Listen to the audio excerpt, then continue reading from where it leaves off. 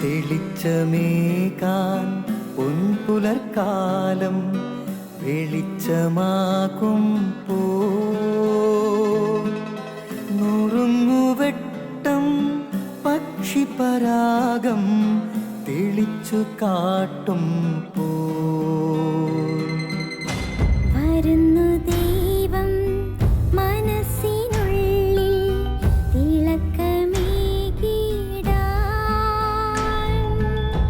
തരുന്നു ധ്യാന പ്രകാശമാർക്കും വിളക്ക് വയ്ക്കുമ്പോൾ. നുറുങ്ങുവെട്ടം ഇറങ്ങിടട്ടെ ഹൃദന്തമെല്ലാം യുഗപ്രകാശത്താൽ, മറഞ്ഞിടട്ടെ മനാന്ധകാരം യുഗപ്രസാദത്താൽ. നുറുങ്ങുവെട്ടം.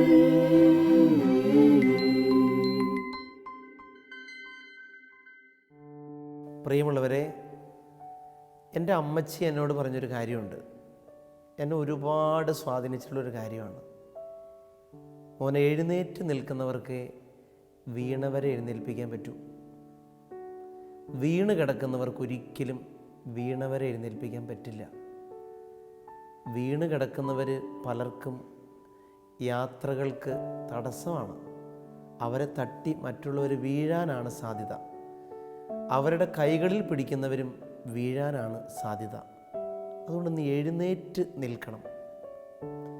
എൻ്റെ പൗരോഹിത്യ ജീവിതത്തിൽ എന്നെ ഒരുപാട് എഴുന്നേൽപ്പിച്ച് നിർത്തിയ ഒരു ഉപദേശമായിരുന്നു ഇത്. എനിക്ക് തോന്നാറുണ്ട്, ഈ ലോകത്ത് 3 തരത്തിലുള്ള ആളുകളുണ്ടെന്നാണ്. ഒന്ന്, ഇങ്ങനെ എഴുന്നേറ്റ് നടക്കുന്ന ഒരു വിഭാഗം, വീഴാതിരിക്കാൻ വളരെ ശ്രദ്ധിച്ച് ഇനി വീണാലും ചാടി എഴുന്നേറ്റ് നടക്കുന്ന കുറേ പേർ. മറ്റു ചിലർ ചില കുഴികളിൽ വീണ് കിടക്കുകയാണ്. അവരതിൽ നിന്ന് കയറാൻ ശ്രമിച്ചുകൊണ്ടിരിക്കുകയാണ്. തനിച്ച് കയറാൻ പറ്റുന്നില്ല. സഹായത്തിന് വേണ്ടി അവർ പല വഴിയിലൂടെ തിരഞ്ഞുകൊണ്ടിരിക്കുകയാണ്. ചുരുക്കം ചിലർ അവർ വീണ് കിടക്കുന്ന കുഴികളുമായി അവരൊരു അണ്ടർസ്റ്റാൻഡിങ്ങിലായെന്ന് പറയാം. അവരാ ഒരു സന്തോഷത്തിലായി. ഈജിപ്തിൻ്റെ അടിമത്തത്തിൽ ഇസ്രായേൽ ജനം കിടന്നു. ദൈവം മോശ വഴി അവരെ രക്ഷിച്ചുകൊണ്ട് പോന്നപ്പോൾ മരുഭൂമിയിലെ യാതനകളിൽ അവർ ഈജിപ്തിലെ അടിമത്തത്തിൻ്റെ സുഖമോർത്ത് പിറുപിറുത്തു. അടിമത്തത്തിൻ്റെ സുഖത്തിൽ, കുഴികളിൽ അതുമായി രമ്യതപ്പെട്ട് കിടക്കുന്നവർ, ഫറവോയുടെ പടയാളികളുമായി സമ്പർക്കത്തിൽ കൂട്ടിലായവർ, ചെങ്കടൽ കടക്കാൻ താല്പര്യമില്ലാത്തവർ, മരുഭൂമി കടക്കാൻ താല്പര്യമില്ലാത്തവർ എങ്ങനെയാണ് കാനാൻ ദേശത്തേക്ക് എത്തുക?